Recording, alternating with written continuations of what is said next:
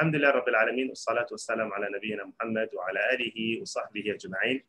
اللهم علمنا ما ينفعنا وانفعنا بما علمتنا وزدنا علما يا رب العالمين. اللهم فقهنا في الدين وعلمنا الحكمة والتأويل. Amma ba'd, salam alaikum wa rahmatullahi wa barakatuh. Mes très chers frères et sœurs, bienvenue à vous dans ce nouvel épisode, ce nouveau rendez-vous avec le cercle de lecture. Tant attendu, hein, on a eu droit à des vacances, si on peut dire cela. Et aujourd'hui, Inch'Allah, on reprend cette série de cercles de lecture.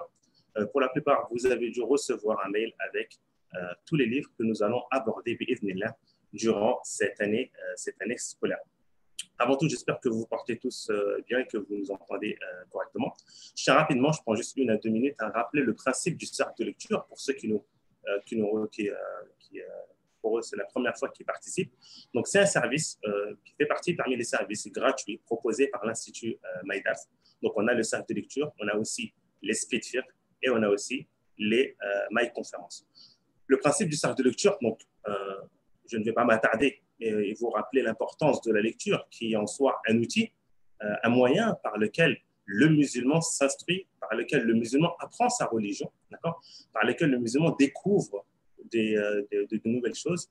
Et on a voulu vraiment apporter notre contribution, hein, cette contribution à la fois dans la da'wah, mais aussi dans faire en sorte que ces cercles de lecture, ces livres que nous allons aborder, qui ont été soigneusement choisis, qui tournent pour la plupart autour d'une thématique qui est la spiritualité, nous avons énormément besoin aujourd'hui, en espérant, Inch'Allah, que ces cercles de lecture, ces livres qui ont été choisis, vraiment permettent aux musulmans francophones de pouvoir s'instruire et apprendre leur religion. Le principe est simple, c'est un cercle de lecture, on vous communique, on vous envoie les titres des livres au préalable, 1 semaine à 10 jours avant. Vous avez la possibilité, vous lisez le livre, vous recevez la veille un lien de suivi par lequel vous envoyez vos éventuelles questions. On vous pose différentes questions, vous lisez le livre ou pas. Concernant, pour ce livre-là, il n'y a pas eu de questions réellement qui ont été apportées, d'interrogations qui ont été soulignées à travers le lien de lecture. Ensuite, le jour J, aujourd'hui, on fait un live directement et vous avez la possibilité d'échanger. Le professeur vous pose des questions, vous avez la possibilité d'interagir à travers le chat. Des passages du livre que vous n'avez pas compris, n'hésitez pas à interpeller le professeur. Alhamdulillah, par la grâce d'Allah, on a pu aborder déjà 7 livres. D'accord ? On est au 7e livre aujourd'hui. Et tous nos livres, toutes les interventions, tous les directs sont sur notre chaîne YouTube. On vous invite vivement à visiter la chaîne et bien sûr, au passage, à vous abonner à la chaîne. Aujourd'hui, on a rendez-vous avec un nouveau livre, 100 trésors de l'islam, présenté par le cheikh et le professeur Abou Bakr, hein, qui est imam dans le sud de la France et aussi professeur au sein de l'Institut Maïdars. Sans plus tarder, on lui laisse la parole. On te laisse intervenir, Inch'Allah, cheikh Abou Bakr, pour les 100 trésors de l'islam. Barakallahu fikum wa jazakumullahu khayran.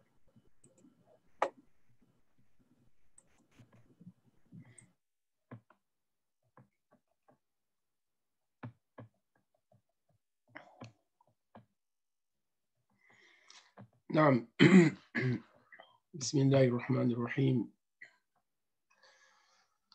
الحمد لله رب العالمين والعاقبة للمتقين ولا عدوان إلا على الظالمين وصلاة وسلاما أتمان الأكملان على سيد المرسلين وعلى آله الطيبين الطاهرين وعلى صحابته البررة الميامين. Amma ba'du. Donc, alhamdulillah, mes chers frères et sœurs en islam, je vous salue par la salutation fraternelle, la salutation des gens de la foi, la salutation des gens du paradis d'Allah Azza wa Jal, qui est Assalamu alaikum wa rahmatullahi wa barakatuhu. Donc, Allah Azza wa Jal mette la baraka dans notre soirée, Inch'Allah ta'ala. Donc, sans plus tarder, nous allons, Inch'Allah ta'ala, commencer le cours. Une seconde que je mette le PDF.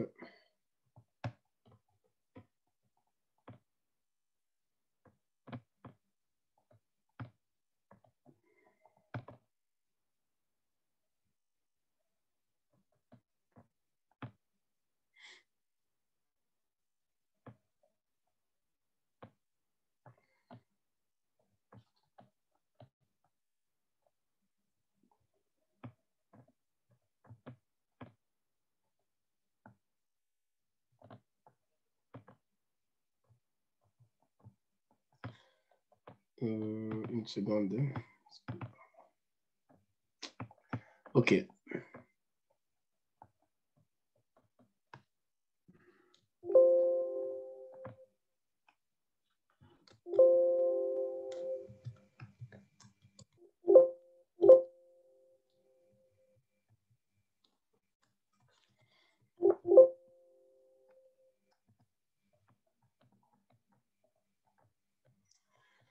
Excusez-moi, je pense avoir perdu le truc. Cheikh Abourak, non, c'est bon, hein, excuse-moi. Je pense que je ne t'avais pas donné la main. Là, tu peux partager, je pense.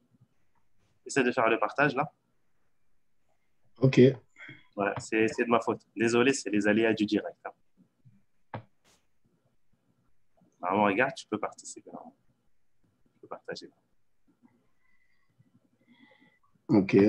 Il est où ce truc-là? OK. Là.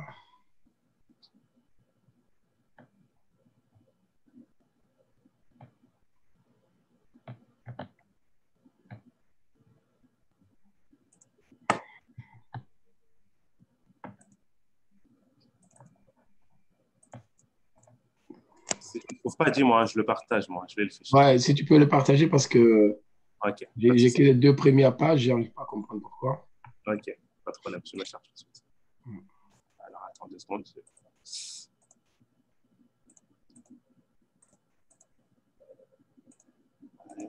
Bismillah. Alors, est-ce que vous voyez, s'il vous plaît, si vous pouvez nous faire un retour sur le chat, est-ce que vous voyez le PDF? Très bien. Bon, ben, Cheikh Aboubac, n'hésite pas à me dire, hein, moi je fais défiler les pages, Inch'Allah. Oui, bismillah. Je te donne un travail en plus. Donc, on peut aller, hein, tu peux avancer, Inch'Allah ta'ala.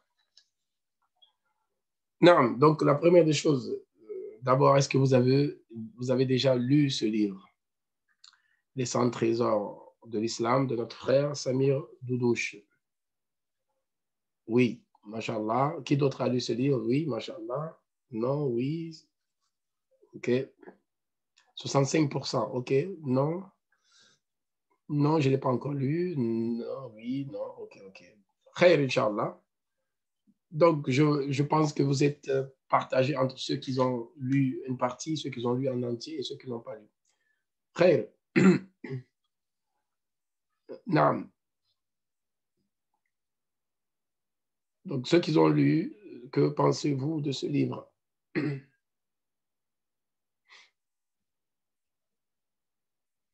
pensez-vous de ce livre? Wa alaykoum assalam wa rahmatullah. Très bien expliqué avec des sourates, ainsi de suite. Très bien concis, assez direct, très bien, mashallah. Pas terminé, mais très concis. Revient sur beaucoup de choses. Bon, vous écrivez, mashallah, à comprendre, il est simple et concis à la fois. Mashallah.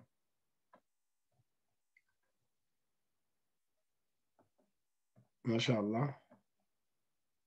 Très simple. Donc, la plupart, on est tous d'accord sur le fait que c'est un livre qui est très simple, qui est très bien. Il aborde des thèmes sans forcément tout approfondir, mashallah. Khair. Ensuite, quelles sont les leçons à tirer de ce livre, d'après vous? Il va avec notre quotidien, exactement. C'est même le but, hein, dans la préface, c'est ce que l'auteur il disait. Donc, quelles sont les leçons à tirer de ce livre?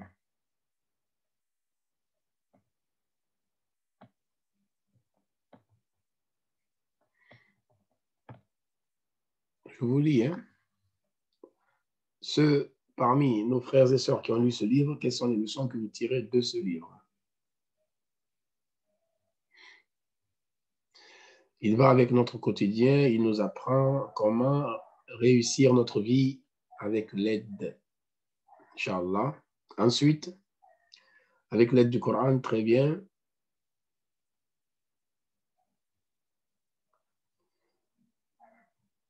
Un autre frère ou sœur qui peut nous dire voilà, la mise en pratique de l'islam au quotidien, comment être un bon musulman, masha'Allah. Très bien. Il donne des outils pour mieux gérer notre quotidien en tant que bon musulman. Akhlaq de l'islam, très bien. Notre frère, l'allemand, mashallah, c'est muamalat, d'avoir la sagesse de la compréhension du noble Coran. Mashallah. Mashallah. Il est basé sur le Coran et la Sunna pour mieux adorer notre Seigneur. Mashallah. Donc, vous avez dit l'essentiel, hein? Allah Azza wa Jal fasse comprendre à tout le monde, Inch'Allah ta'ala. Inch'Allah, à méditer. Amin. Très. Donc, dernier point, c'est quelques passages du livre.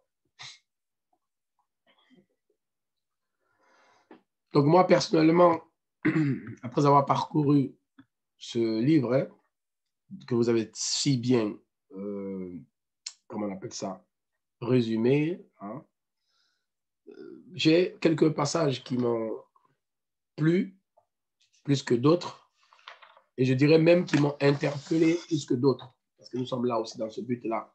Quand on lit, il faut que le livre nous parle. Hein? Les ulama disent, quand on fait ce qu'on appelle al-mutala'a, c'est quand on est plongé dans la lecture, en vérité, c'est vous et le livre, vous vous rencontrez. Donc, c'est une rencontre entre vous et le livre.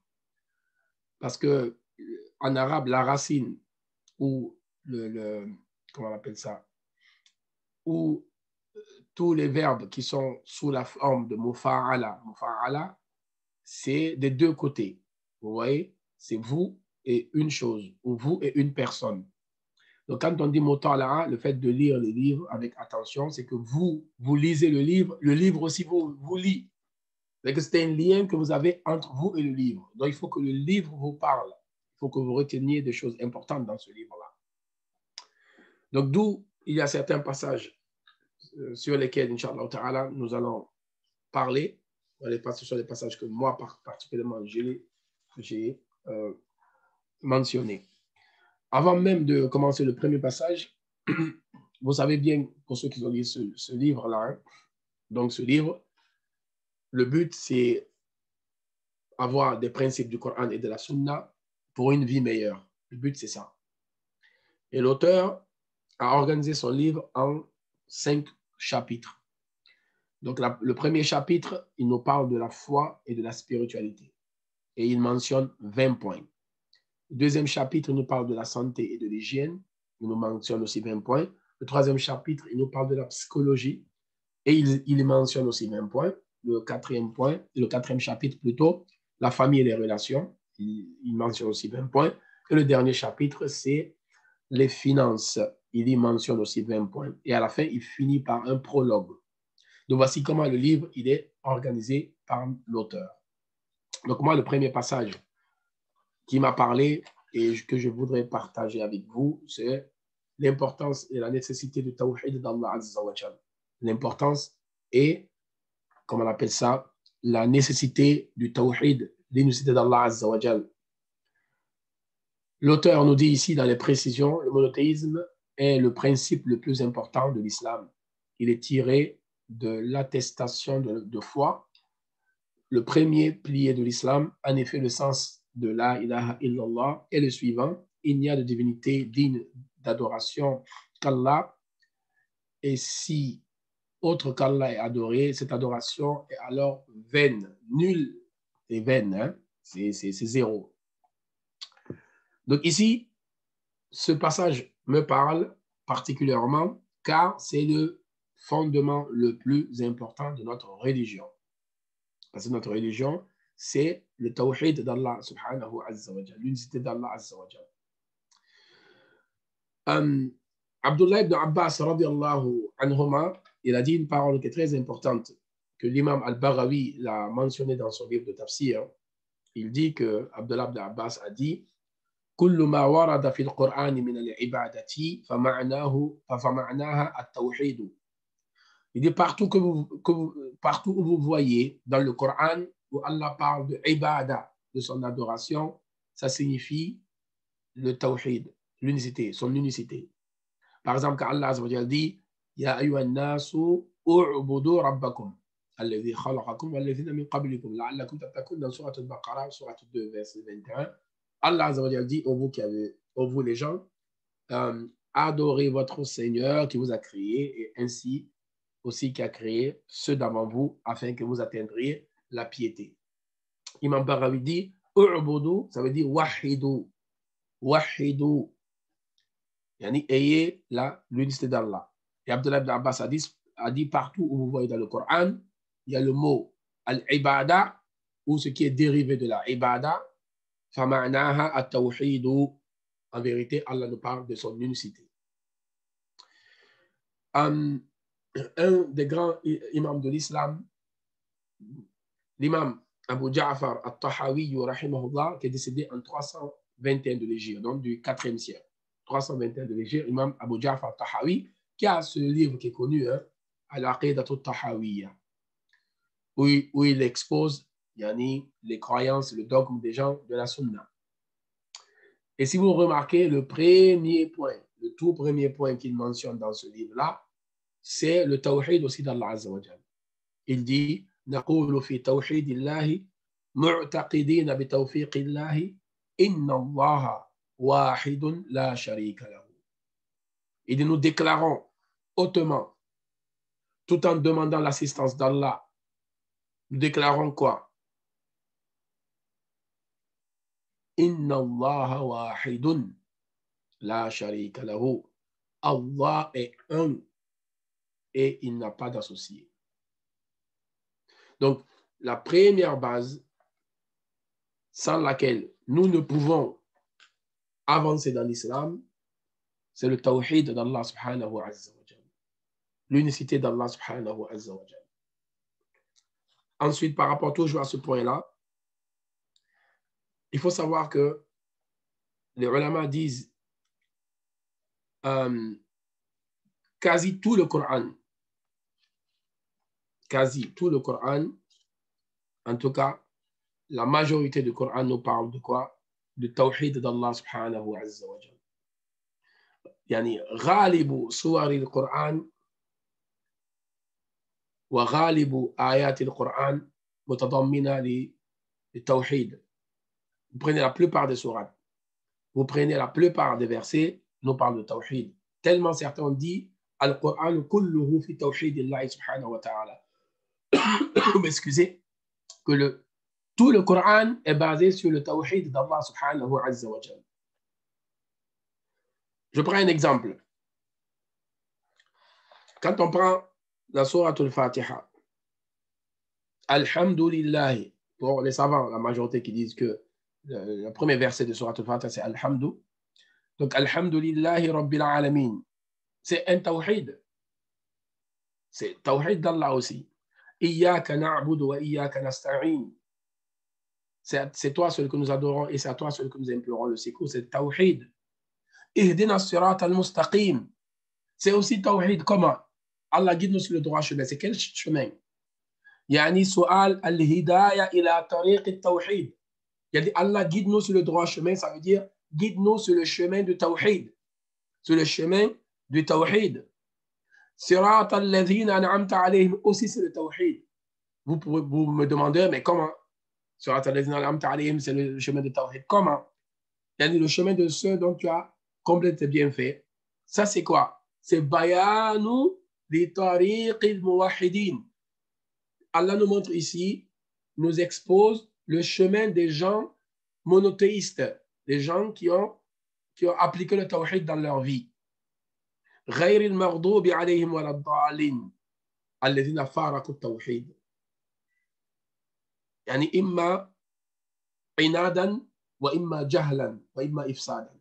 يعني ceux qui se sont écartés du tawhid, soit par obstination, soit par ignorance, soit simplement pour s'aimer la corruption sur terre. Donc, je vous ai démontré là en quelques minutes que la sourate al-Fatiha, qui est Ummul Kitab, Ummul Qur'an, elle n'a que du tawhid dedans. Donc, Alhamdulillahi Rabbil Alamin, c'est un tawhid. Ar-Rahman Ar-Rahim, ça, on n'a même pas besoin d'en parler parce que c'est clair et net, ça parle que d'Allah, c'est un tawhid. Hein? Tout le Coran, yani, c'est le tawhid d'Allah subhanahu azza wa jal. Maintenant, le tawhid, pour ceux qui font les cours, pour ceux qui ont déjà appris par la grâce d'Allah subhanahu wa ta'ala, vous savez qu'il est divisé en 3 parties. Il y a le tawhid al-rububiyya, il y a le tawhid al-uluhiyya, et le tawhid al-asma' wa sifat. Tawhid al-rububiyya, tawhid par rapport à la seigneurie d'Allah azza wa jal. Il n'y a pas de créateur, il n'y a pas de pourvoyeur, il n'y a personne qui alterne le jour et la nuit, il n'y a personne qui donne la vie et la mort, si ce n'est Allah azza wa jal. Ça, c'est des exemples, mais rien ne peut se dérouler dans ce monde sans la puissance et sans le vouloir d'Allah subhanahu azza wa jal. Donc ça, c'est le tawhid al-rububiyya.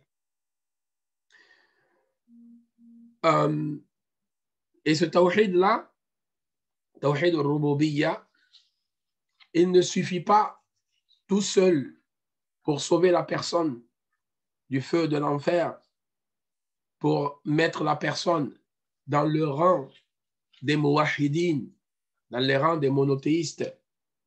Car les gens, même avant l'islam, les mushrikines, masalan, ils savaient que Allah, c'était lui, le créateur de cieux et de la terre. Et même c'est mentionné dans le Coran, dans nombre de versets où Allah Azza wa Jalla dit, par exemple, dans Surat Al-Luqman, vous avez, par exemple,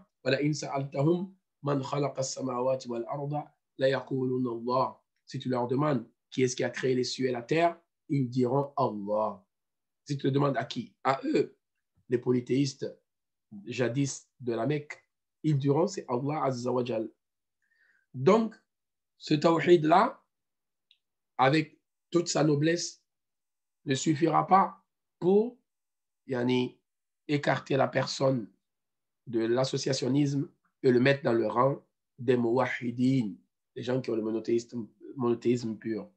Donc, il faut obligatoirement le tawhid al-uluwiyya ou tawhid al-ubudiyya, le tawhid de l'adoration, c'est-à-dire n'adorer que Allah subhanahu azza wa jal, ne dédier aucune adoration à autre que Allah subhanahu wa ta'ala, et toutes les formes d'adoration, l'invocation, la crainte, l'espoir, la demande de secours, ainsi de suite, la liste est longue, ne dédier que à Allah azza wa jal.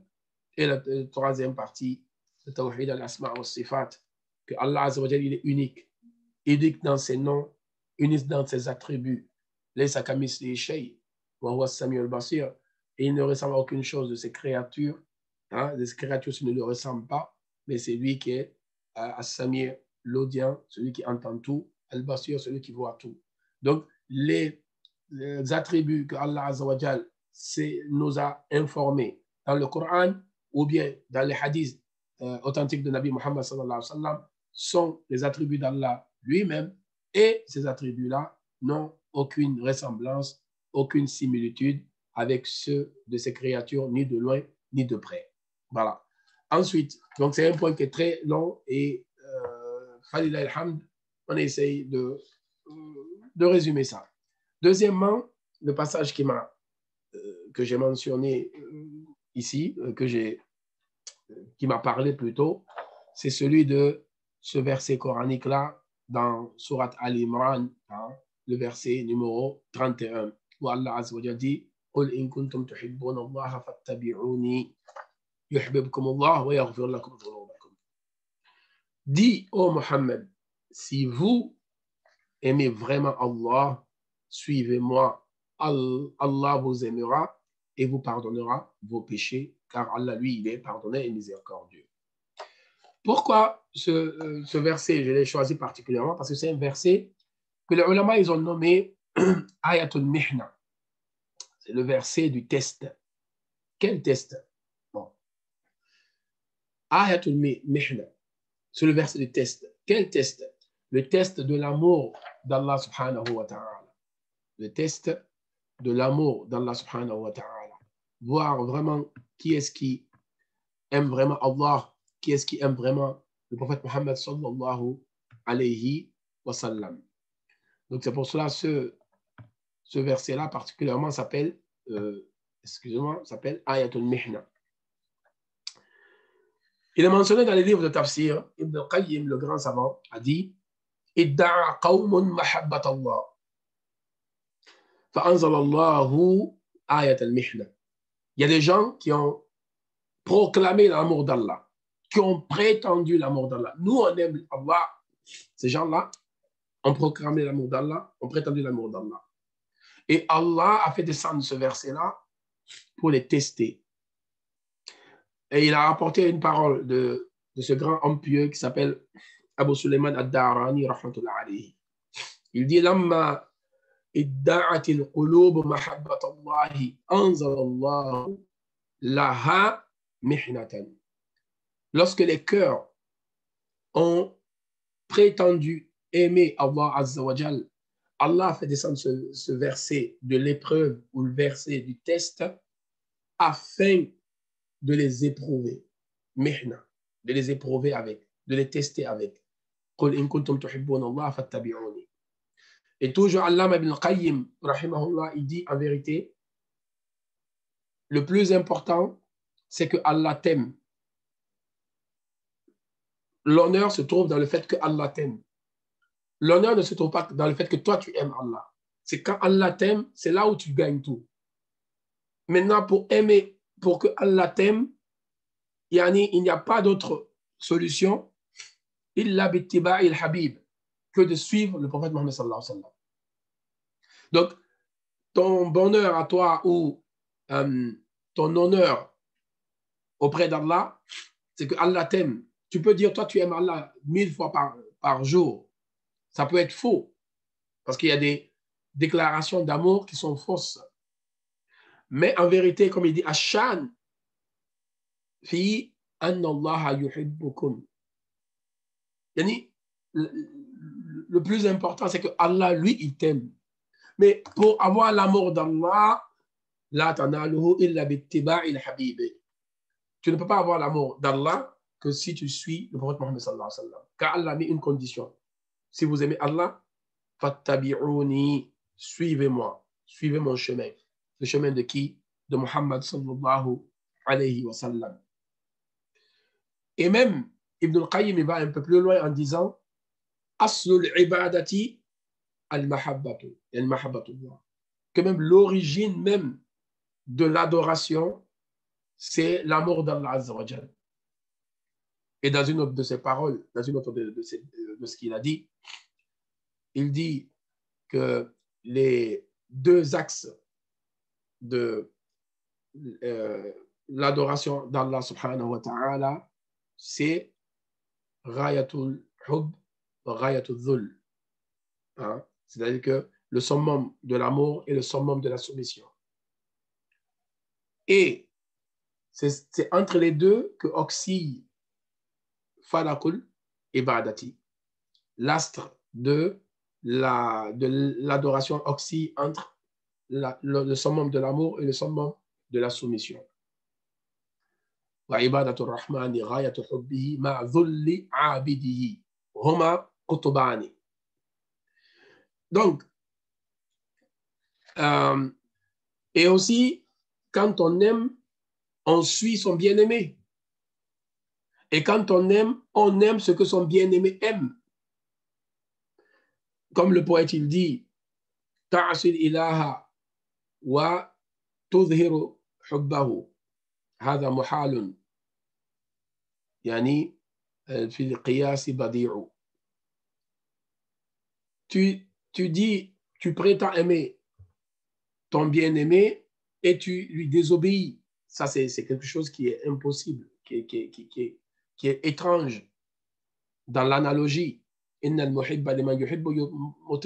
Car celui qui aime est toujours obéissant envers son bien-aimé. Donc ici, c'est les actes qui vont compter. Tu peux dire matin, midi, soir, j'aime Allah, j'aime Mohammed sallallahu alayhi wa sallam. Mais ton amour d'Allah et ton amour de Mohammed sallallahu alayhi wa sallam se verra au quotidien, se verra dans ta pratique, dans ta suivi de la voie du prophète Mohammed sallallahu alayhi wa sallam.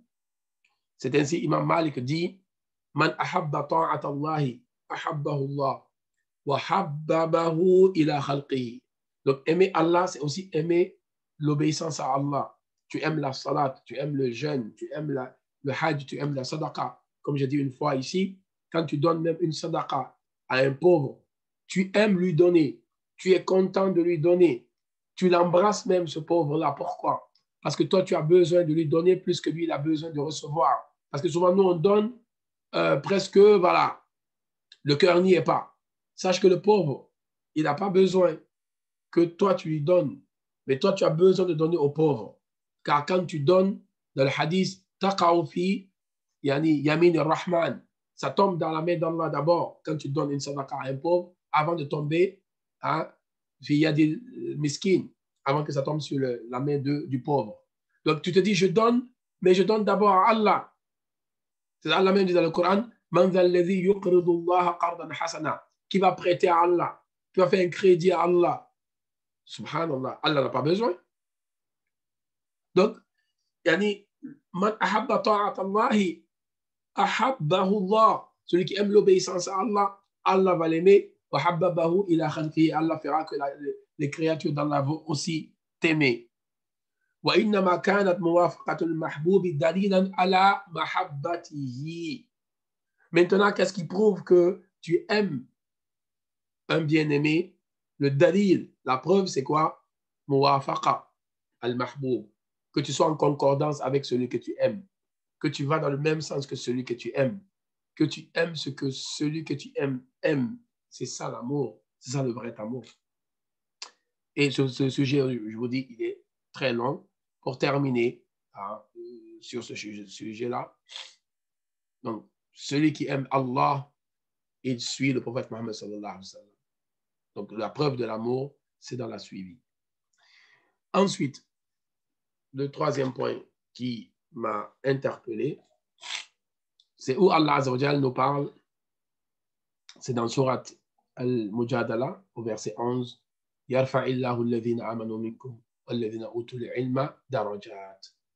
Que Allah élèvera en degrés ceux d'entre vous qui auront cru et ceux qui auront reçu le savoir. Ceux qui auront reçu le savoir.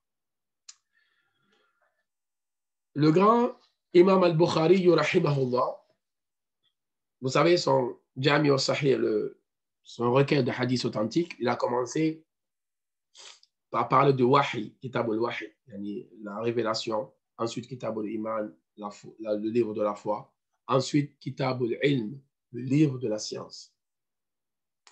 Et le premier livre dans le livre de la science, c'est Kitab le premier livre, le premier chapitre plutôt, Bab, le premier chapitre dans le livre de la science, c'est Babu Fadl al-Ilm, les vertus de la science, et il a mentionné ce verset-là. وَقَوْلِهِ تَعَالَى يَرْفَعِ اللَّهُ الَّذِينَ آمَنُوا مِنكُمْ وَالَّذِينَ أُوتُوا الْعِلْمَ دَرَجَاتٍ. Donc c'est le premier verset que Imam al-Bukhari, rahimahullah, a mentionné dans son Jami al-Sahih, dans le livre de la science. Premier verset, c'est celui-là qu'il a mentionné. Et le grand Hafiz ibn Hajar al-Asqalani, dans son commentaire de Sahih al-Bukhari, qui est connu, intitulé comme Fath al-Bari, il dit une chose très importante ici. Il dit, وَقِيلَ فِي تَفْسِيرِهَا, les savants de tafsir ont dit que ce verset signifie quoi? يَرْفَعُ اللَّهُ الْمُؤْمِنَ الْعَالِمَ عَلَى الْمُؤْمِنِ غَيْرِ الْعَالِمِ. Que Allah va élever qui d'abord? Le croyant savant au-dessus du croyant non savant. Les deux, ils ont quoi en commun? Ils ont le iman en commun, la foi en commun. Un savant et un non savant. Les deux, ils croient, parce qu'Allah dit amanu minkum. Allah va élever ceux qui ont cru parmi vous. Et ceux qui ont plus que ont la science, Allah va les élever en degré. Donc d'abord, l'élévation, c'est par rapport à la foi. Et l'autre élévation, c'est par rapport à la science. Donc, un croyant qui est savant et un croyant qui n'est pas savant, ils n'ont pas la même élévation auprès d'Allah Azza wa Jalla, ils n'ont pas les mêmes darajat auprès d'Allah subhanahu wa ta'ala. Et ici, il y a un hadith que l'imam Muslim rahimahullah, a rapporté dans son Jami al-Sahih, d'après Nafi ibn Abd al-Haris al-Khuzai, que Nafi ibn Abd al-Haris al-Khuzai, c'était un gouverneur que Omar radiallahu anhu avait laissé, avait installé à Makkah. Et une fois, ils se sont rencontrés à un endroit qui s'appelle Usfan. Ils se sont rencontrés là-bas. Donc Omar radiallahu anhu lui a dit, mais tu es ici à Usfan, qui est-ce que tu as laissé à Makkah pour gérer les affaires là-bas? Qui est-ce que tu as laissé derrière toi à Makkah? Il dit, il a laissé un homme qui s'appelle Ibn Abza. Et Ibn Abza, là, c'est un maula, c'est-à-dire un esclave affranchi. Omar radiallahu anhu dit, tu as mis un esclave affranchi à ta place, yani, qui gère les affaires quand tu n'es pas là. Il a dit oui. Et Omar lui a demandé pourquoi. Il a dit, innahu qari'un li kitabillahi alimun bil fara'id. Il ne faut pas voir que c'est un esclave, en parenthèse, un esclave affranchi, mais innahu qari'un li kitabillah. Il connaît le livre d'Allah, wa alimun bil fara'id, et il connaît la science de l'héritage. Et quand Omar il a entendu ça, il a dit, ama inna nabiyyakum qad qal. Il dit, écoute bien, votre prophète, c'est-à-dire Mohammed sallallahu alayhi wa sallam, a dit, inna Allah yarfa'u bi hadha al-kitabi aqwaman wa yada'u bihi akharin. Allah élèvera par ce livre une partie et en rabaissera une autre. Donc lui, même son statut de esclave affranchi a pu remplacer Nafi ibn Abd al-Harith à Makkah. Pourquoi? Parce qu'il avait le livre d'Allah, il connaissait le livre d'Allah, il avait la science de l'héritage. Donc, cela confirme ce verset coranique-là. Donc, que devons-nous faire? Nous devons apprendre. Le musulman doit être dans l'apprentissage. Le musulman ne doit pas être dans le suivisme aveugle. Moi, je ferme les yeux, je suis les gens, ils vont à gauche, ils vont à droite, ils font bien, ils font mal, je suis. Non, il faut apprendre. Car la science, c'est une lumière. L'ignorance, ce sont des obscurités. Et celui qui marche dans les obscurités, il est voué à la perte. Non. Ça, c'était le troisième point que je voulais partager par la grâce d'Allah subhanahu wa ta'ala avec vous. Ensuite, le quatrième point, il va toujours dans le même sens. Il va dans le même sens. C'est le hadith de Nabi Muhammad sallallahu alayhi wa sallam. Donc, c'est un hadith qui est rapporté par l'imam al-Bukhari. Celui à qui Allah veut du bien, il lui accorde la compréhension juste de la religion. Ou bien, il lui rend verser dans les sciences de la religion, ou bien il lui donne la compréhension de la religion. Tafaqquh. Celui à qui Allah veut du bien. Ce n'est pas marqué celui à qui Allah veut du bien, il sera millionnaire, il sera milliardaire. Ou celui à qui Allah veut du bien, il aura un statut social élevé. Non. Celui à qui Allah veut du bien, Allah, Nabi Sassam a bien précisé ici. Yufaqihu fi din. Allah Azza wa Jal lui accorde la compréhension juste de la religion. Déjà, at-tafaqquh, avoir la compréhension de la religion ne vient pas comme ça. Ce n'est pas en s'asseyant chez soi, dans son luxe, des gâteaux par-ci par-là, du kahwa, bien kahla pour certains, hein, ou un thé avec de la bonne menthe là-dedans, et je vais devenir un faqih.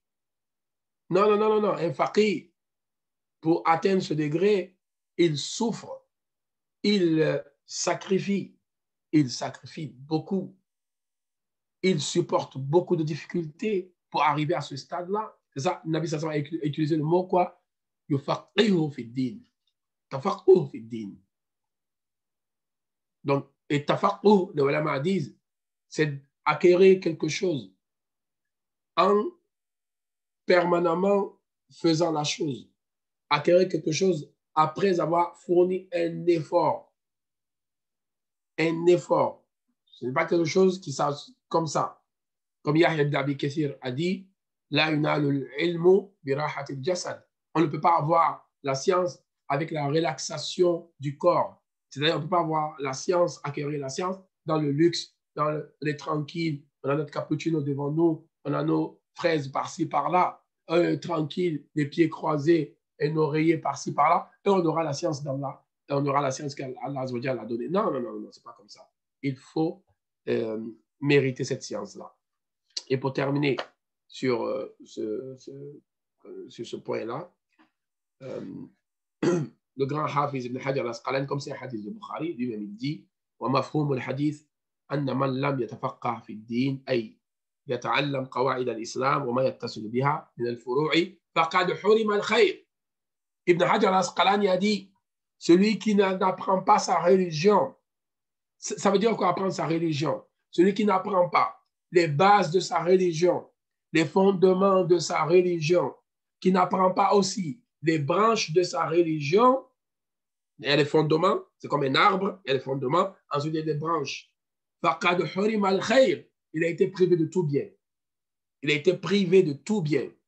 Et pour clôturer ce chapitre-là, excusez, là, le grand savant de l'école malikite Al-Qarafi, rahimahullah, dans son livre Al-Zakhira, dans l'introduction de ce livre Al-Zakhira, c'est un livre de fiqh, de fiqh.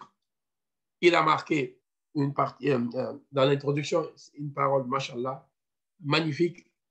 Il a marqué dans cette parole-là, Al-khayru mahsurun fil mutafaqih. Wa man laysa bi mutafaqih, la khayra fihi.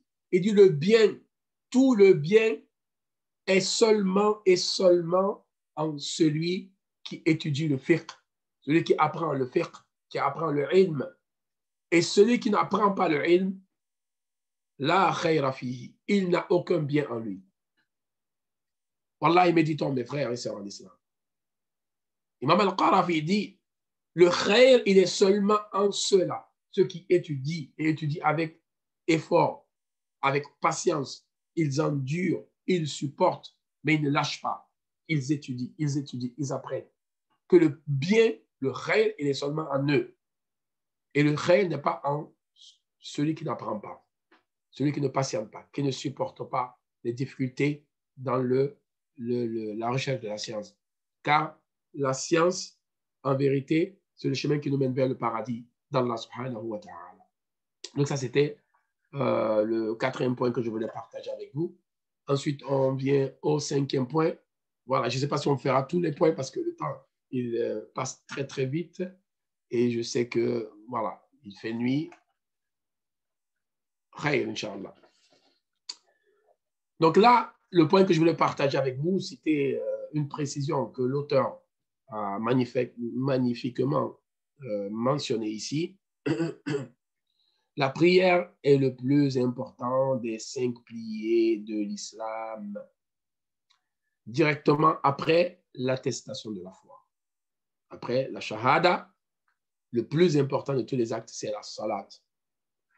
Elle inclut plusieurs actes d'adoration, tels que le rappel d'Allah, la récitation du Coran ou encore la prosternation.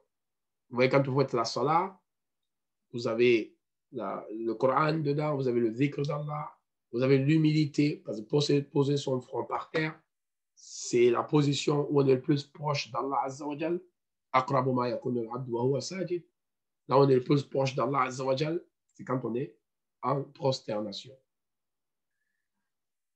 Et vous savez très bien que Nabi Muhammad sallallahu alayhi wa sallam, il a dit dans un hadith, le hadith il est dans le Muwatta d'Imam Malik. Imam Malik a rapporté ce hadith dans son Muwatta. Wa khayru a'malikum as-salatu.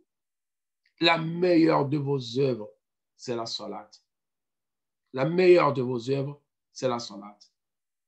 Et dans ce même livre-là, dans le Muwatta d'Imam Malik, le premier chapitre, Wuqut salat, les horaires de la prière, Imam Malik a rapporté avec une chaîne de transmission qu'on appelle Silsilatu Zahab.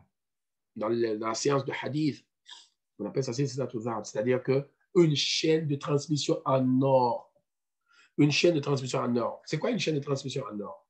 Ce que l'imam Malik rapporte d'après Nafi' Mawla Abdullah ibn Omar, qui rapporte d'après Omar, et qui rapporte soit jusqu'au prophète sallallahu alayhi wa sallam, ou ça s'arrête à Omar. Donc, l'imam Malik rapporte d'après Nafi, Mawla Abdullah ibn Omar. D'après Abdullah ibn Omar. D'après Omar lui-même, que Omar, il a écrit, Anna Omara kataba ila ummalihi. Il a écrit à tous ses gouverneurs qu'il avait dans les contrées. Il a écrit aux gouverneurs qu'il avait dans les contrées, qu'est-ce qu'il leur a écrit? Inna ahamma amrikum indi as-salatu. La chose la plus importante pour moi par rapport à vous, c'est la salat. Inna ahamma amrikum indi as-salat. La chose la plus importante que vous devez faire et qui me tient à cœur, c'est quoi? En d'autres termes, as-salatu, c'est la prière. Et ensuite, il a dit, man hafizaha wa hafaza alayha hafiza dinahu wa man dayya'aha fahuwa lima siwaha adya'u. Celui qui préserve sa prière, protège sa prière, entretient sa prière, hafiza dinahu, c'est son dîne qu'il va préserver. C'est son dîne qu'il va préserver. Et celui qui néglige sa salat, celui qui néglige sa prière, il va négliger tout ce qui est en dehors de la salat. Donc celui qui néglige sa salat, il va négliger son jeûne, il va négliger la crainte d'Allah Azza wa Jal, il va négliger la lecture du Coran, il va négliger le dhikr d'Allah Azza wa Jal, il va négliger tous les autres piliers de l'islam, il va négliger tous les autres actes d'adoration de l'islam, parce que la salat, c'est le plus important. Donc, mon frère, ma soeur, la question que je te pose aujourd'hui, quelle est l'importance de la salat dans ta vie? La salat, elle est où? Tu la places où dans ta vie? Tu l'as fait pour te débarrasser? Parce que c'est obligatoire. Ben, comme un fardeau, je le fais rapidement. Ah, j'ai fini de faire ma Aïcha, je suis tranquille. Je peux regarder Netflix toute la nuit. Prière dure 5 minutes et tu es devant ton ordinateur 2 heures, 3 heures, 4 heures, 5 heures. Il y a même des gens qui veillent toute la nuit en train de regarder des films. Alors que sa salat, il a fait rapidement. Donc, qu'est-ce qui est plus important dans ta vie aujourd'hui? Quelle est la place de la salat dans ta vie? Et cette réponse-là, tu l'as. Ce n'est pas moi qui vais te la donner. Tu as cette réponse en toi. Qu'Allah nous donne la compréhension. Naam. Ensuite, le point numéro combien? Numéro 6, si je ne me trompe pas, que j'ai. Le point numéro 6. Le repentir, demander pardon à votre Seigneur. Allah Azza wa Jal dit de demander pardon à votre Seigneur. Ensuite, revenez vers lui. Istaghfiru rabbakum thumma tubu ilayhi. Vous savez, la tauba, l'auteur, il a donné même les conditions de la tauba et tout ça, alhamdulillah. Mais quand vous prenez le mot tauba, tauba, ça veut dire quoi? Ar-ruju', c'est le fait de revenir. Les ulama disent ar-ruju' min al-ma'asiyati ila ta'a. C'est de revenir de la désobéissance vers l'obéissance. Ar-ruju' min al-ghaflati ila dhikrillah. Revenir de l'insouciance, de l'oubli d'Allah vers le rappel d'Allah. Peut-être le premier, on le sait tous.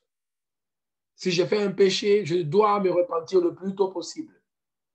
Parce que les ulama disent,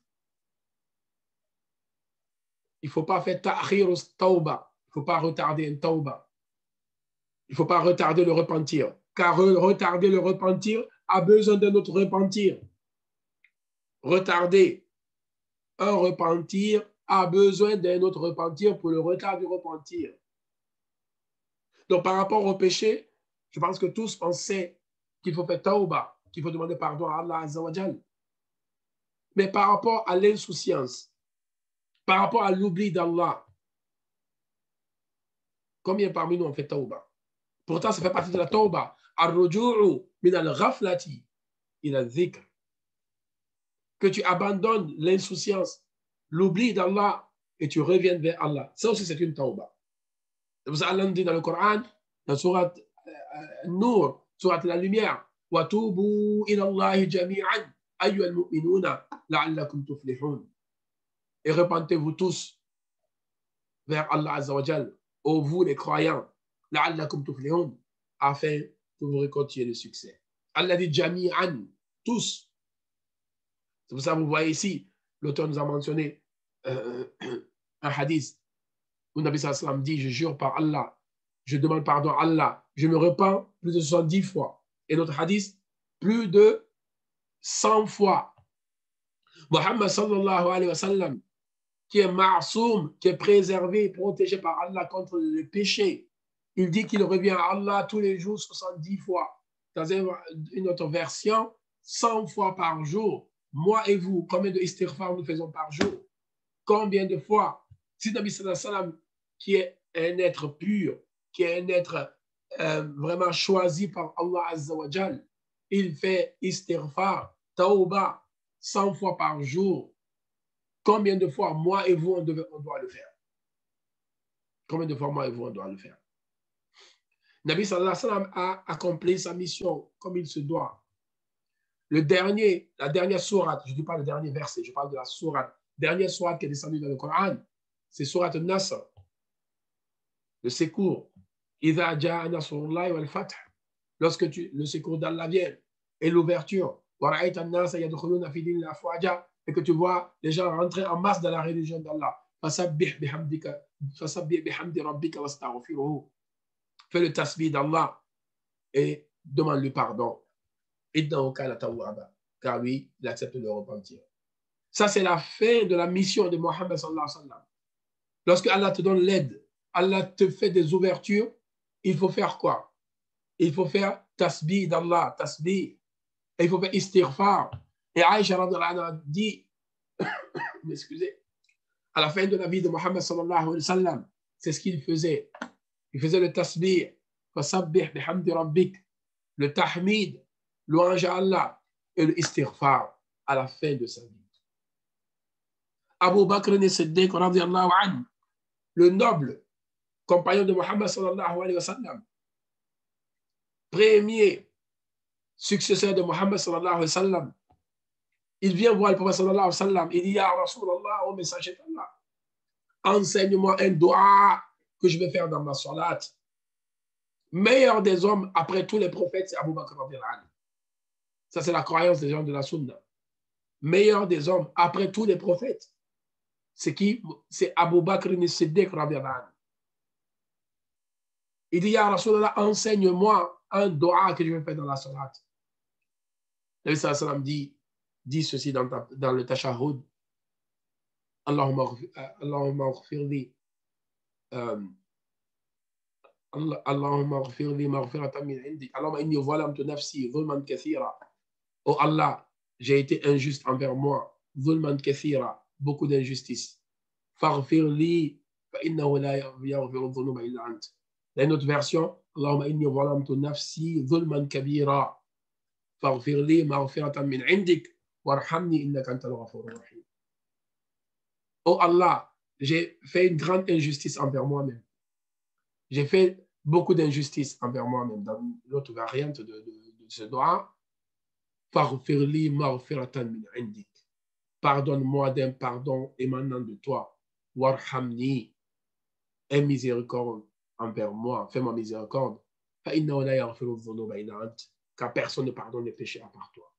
Alors que le Nabi sallallahu alayhi wa sallam dit dans le hadith, Abu Bakrin fil Jannah. Abu Bakr est dans le paradis d'Allah. Mais regardez le doigt qu'il lui enseigne. Un doigt de istighfar, un doigt de demande de pardon, un doigt de retour vers Allah par le repentir. Alors que nous, nos doigts aujourd'hui, c'est quoi? Ya Allah, je veux une belle voiture. Ya Allah, je veux ceci. Ya Allah, je veux cela. Ya Allah, je veux ceci. Ya Allah, je veux... Que du matériel. Des choses qui sont éphémères. Donc, il faut que le repentir fasse partie intégrante de notre vie. Il faut que tous les jours, comme David sallallahu dit, au moins on fait comme David. Au moins 100 fois par jour, faire le istighfar et revenir à Allah subhanahu wa ta'ala. Qu'Allah azza wa jalla donne la compréhension. Non. Ensuite, la 7e partie qui m'a, comment on appelle ça, marqué hein, dans ce livre, masha'Allah, c'est le hadith, c'est plutôt la parole de Ma'az ibn Jabal, radiyallahu anhu. Ma'az ibn Jabal, radiyallahu anhu, qui dit, lorsque tu pries, prie de la même manière que la personne qui fait ses adieux. Salat al-Muwaddi'. Wallahi, mes frères et sœurs en islam, si vous saviez que la Isha que vous avez fait aujourd'hui, c'est votre dernière Isha de toute votre vie, que demain vous ne pourrez pas vous lever pour faire la Salat al-Subh, comment est-ce que votre Isha y sera? Dites-moi, mes frères et sœurs en islam, si vous savez que là, je vais partir, je vais voyager loin de mes enfants, loin de ma femme, loin de mes parents, il ne me reste que 10 minutes à passer avec eux.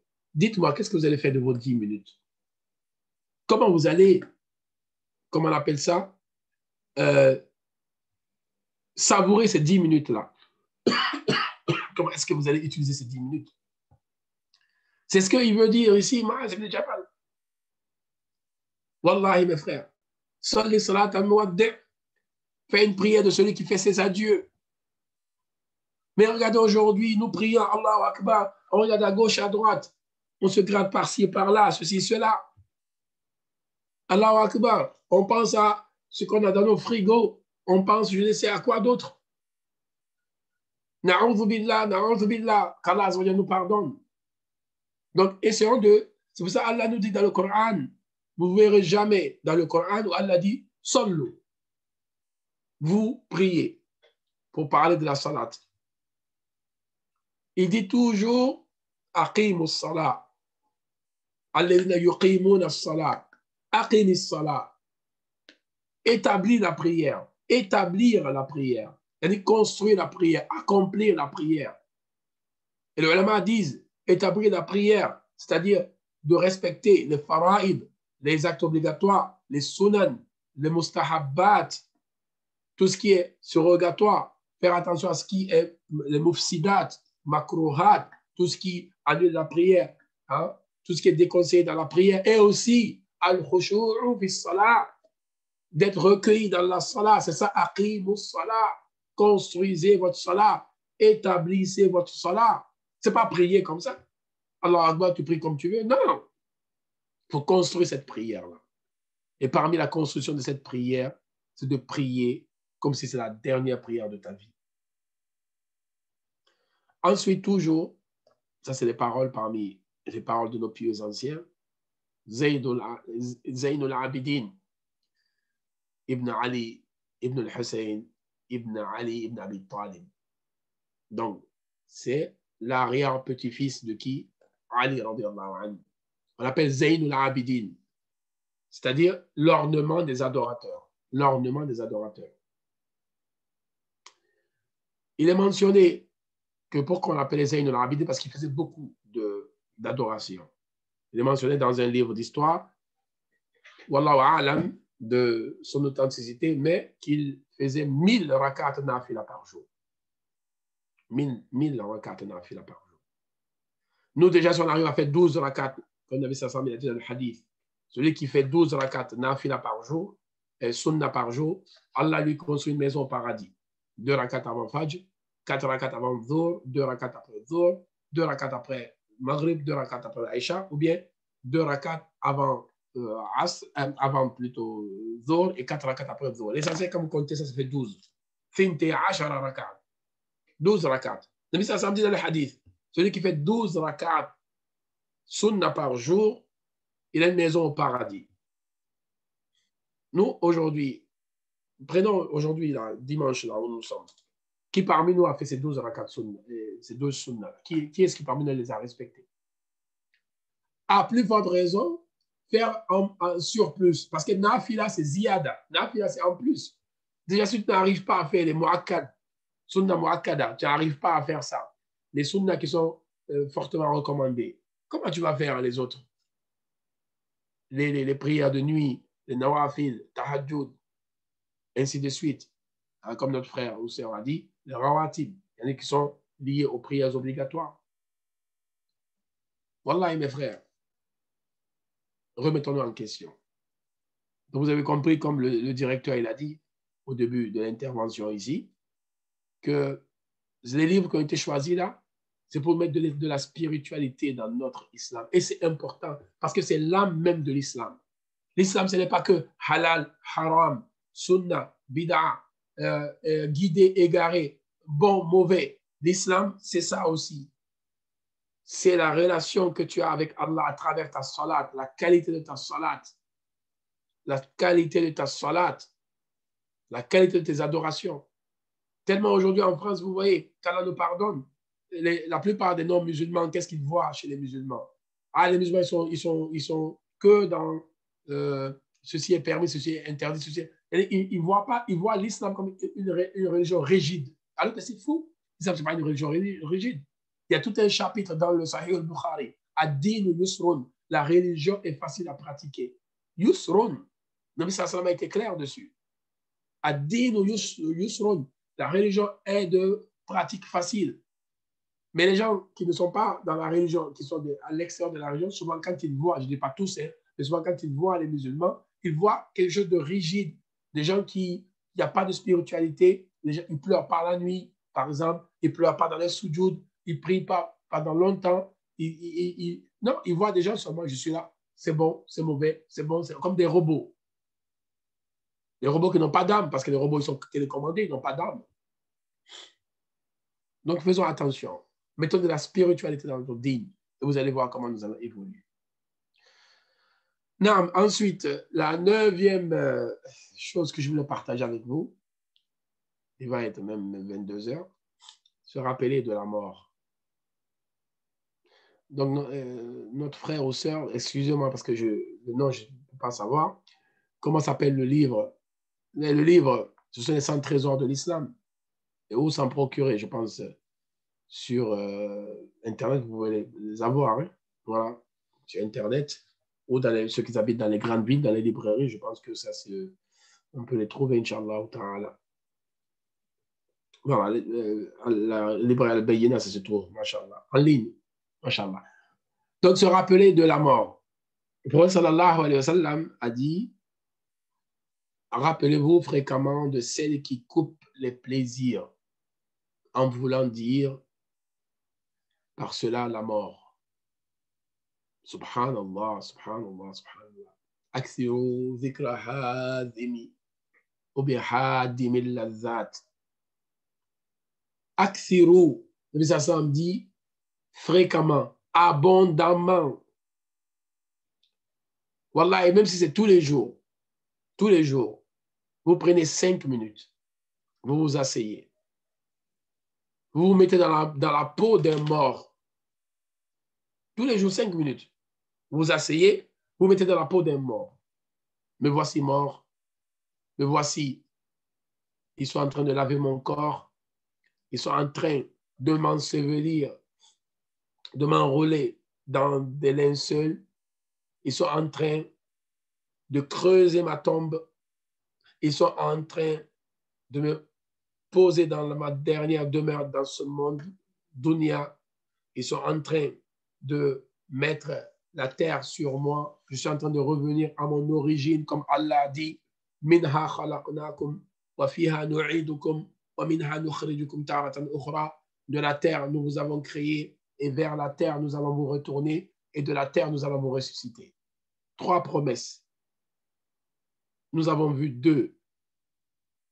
Donc le 3e, on doit croire automatiquement. Une personne, même parmi nous, qui vous fait 3 promesses, et qui vous avez vu se réaliser 2 promesses. Pourquoi vous n'allez pas croire à la 3e? Allah nous a dit, de la terre nous vous avons créé, et vers la terre nous allons vous retourner. Regardez tout le monde aujourd'hui, on retourne vers la terre. Vers la terre, c'est notre origine. Et c'est de la terre que nous serons ressuscités une autre fois. Nous serons ressuscités d'une autre façon. de la terre, Allah Azza wa Jalla, il a dit. Donc, mes frères et sœurs en islam, ce n'est pas pour dramatiser la situation. Pensons que nous sommes aujourd'hui sur terre, nous serons demain sous terre. Allez dans les cimetières. Nabi sallallahu alayhi wa sallam dit, je vous avais interdit de visiter les tombes, maintenant allez. Car ça, les tombes vous rappellent l'au-delà.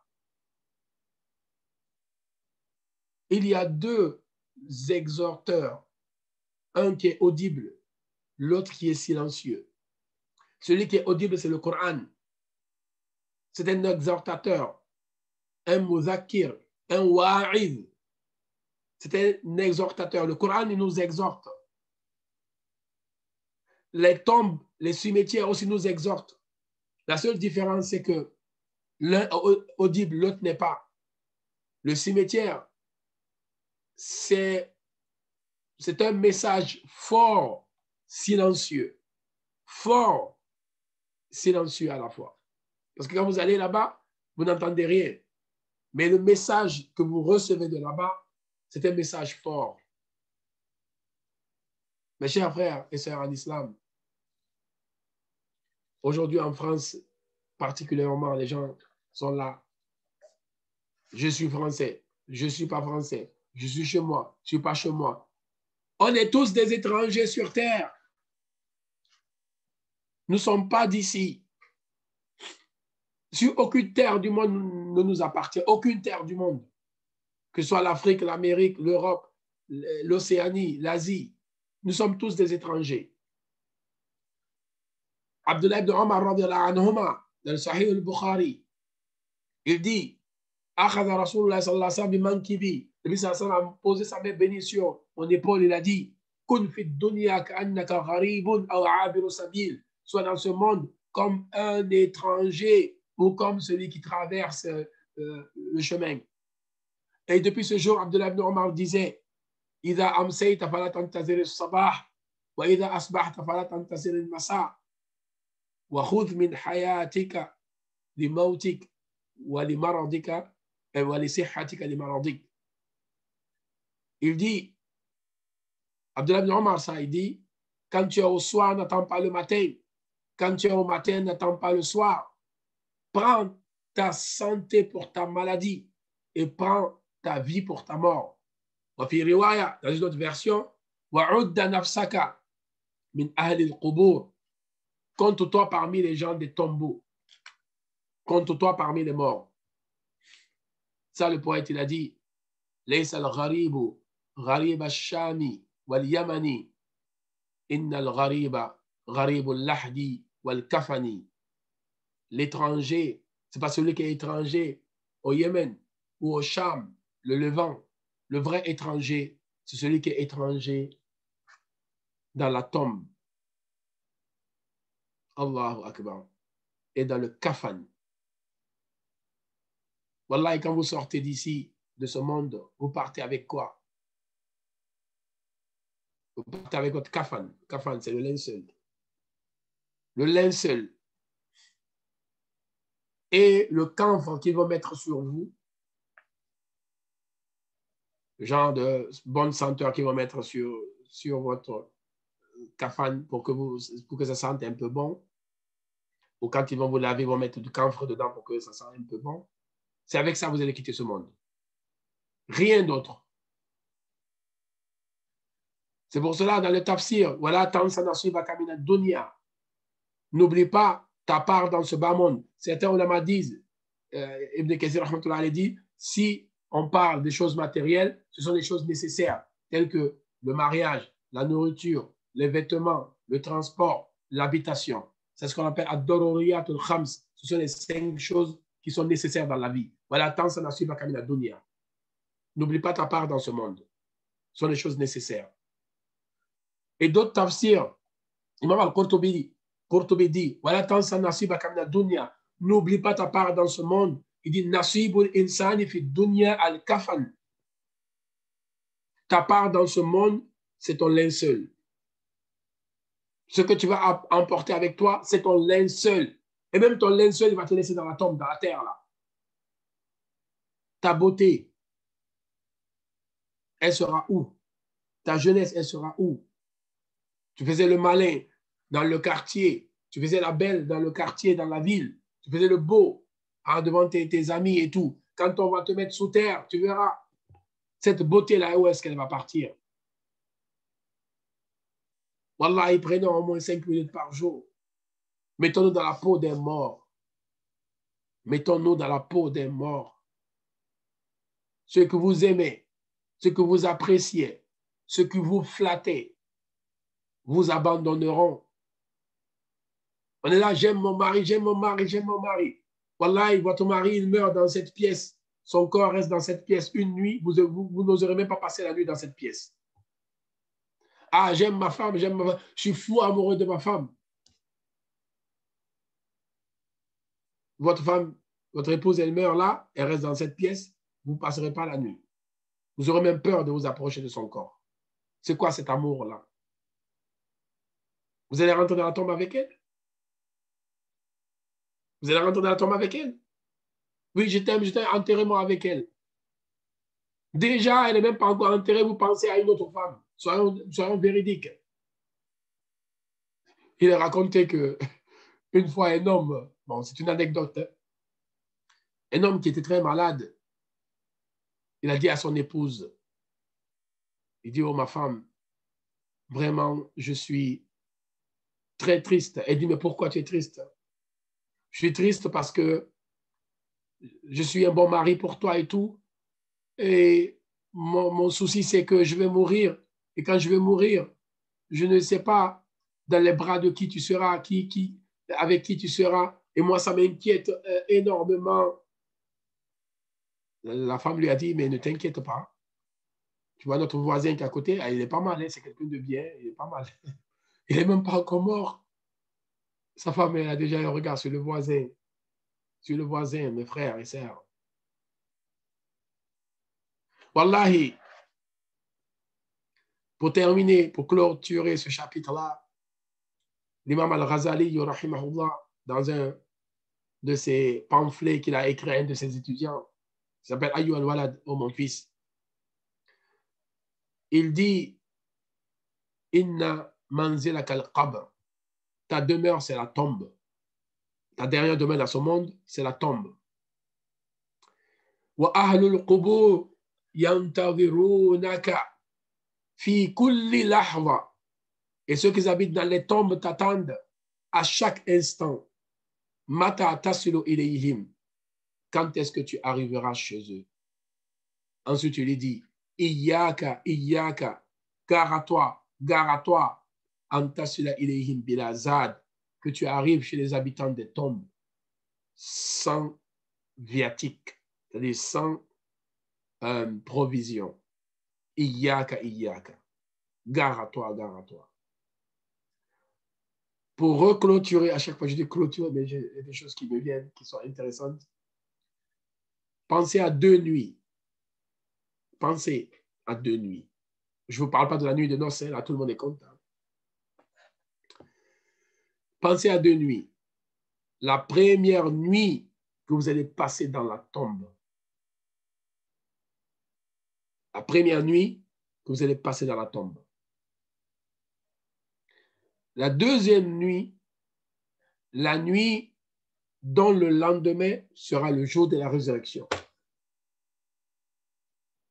Pensez à ces 2 nuits. Comment serez-vous?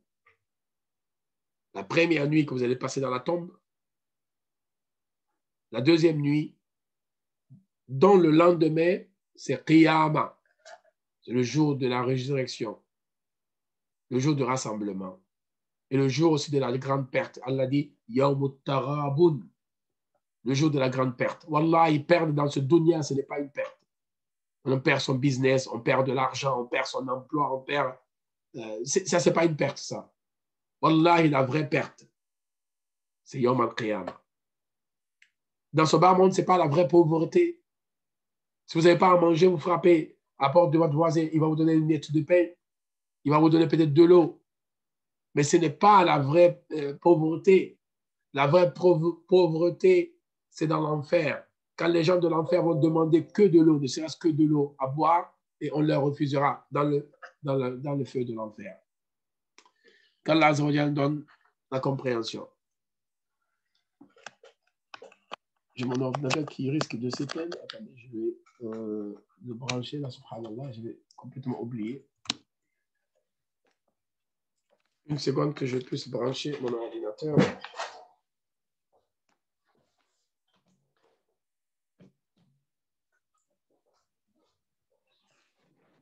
Très bien. Ensuite, ce sujet, il est clos. Le 10e sujet que je voulais partager avec vous, pratiquer une activité physique utile. Masha'Allah. Donc, le croyant n'est pas nonchalant, n'est pas paresseux. Le croyant, il doit être quelqu'un de vigoureux, quelqu'un de sportif, quelqu'un qui s'entretient. Et dans l'éducation que nous devons à nos enfants, il y a aussi cette éducation-là. Il y a l'éducation religieuse, il y a l'éducation au niveau de l'hygiène, l'éducation au niveau de la santé, l'éducation au niveau des activités sportives, l'éducation même psychologique. Tout ça sont des éducations que nous devons même à nos enfants. Maintenant, ici, dans ce sujet-là, particulièrement, c'est une magnifique histoire entre le prophète Mohammed sallallahu alayhi wa sallam et notre mère Aïcha radhiyallahu anha. Qu'Allah Azza wa Jal l'agrée et illumine sa tombe de lumière. Que Aïcha radhiyallahu anha a dit, j'accompagnais le prophète sallallahu alayhi wa sallam dans un de ses voyages alors que j'étais encore une jeune fille mince et svelte. Puis le prophète sallallahu alayhi wa sallam dit aux gens, avancez. Ils avancèrent. Puis il me dit, viens faire la course avec moi. Nous fîmes la course ensemble et je le battis. Elle, Aïcha, a battu le prophète sallallahu dans la course. Je m'arrête un peu ici, mes frères et sœurs en islam. Qui parmi nous a fait la course une fois avec son épouse ou avec son époux? Quel genre d'époux nous sommes devenus? Sommes-nous des tyrans? Sommes-nous si méchants que nous n'arrivons pas à accorder des temps conviviaux comme ça à nos épouses? Regardez, Yani, le chef de tous les prophètes, l'être le plus aimé par Allah, Muhammad sallallahu alayhi wa sallam, il fait la course avec son épouse. Et même, elle arrive à gagner. Wallahi, mes frères, la réalité de notre communauté, il faut dire les choses. Nous, les hommes, nous, les maris, on est souvent très gentils avec les gens de l'extérieur et très méchants avec nos propres familles, nos propres épouses, nos propres enfants. Souriant avec tout le monde. Et quand on rentre chez nous à la maison, on ne sourit même pas avec notre épouse et qui est même souvent la mère de nos enfants. J'ai entendu une sœur dire, et cela m'a brisé le cœur. Elle dit, je dis à mon mari, est-ce que je peux même sortir avec lui? On va aller faire marcher un peu les enfants au lieu de rester tout le temps dans la maison, à l'appartement, maison, appartement, maison, voilà. Et le mari dit, non, non, non, tu es une femme, tu ne dois pas sortir.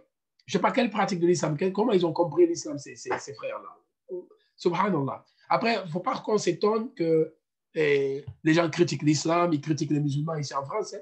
Regardez, même nous, je vous dis, on a besoin de réforme. Nous-mêmes, on a besoin de réforme.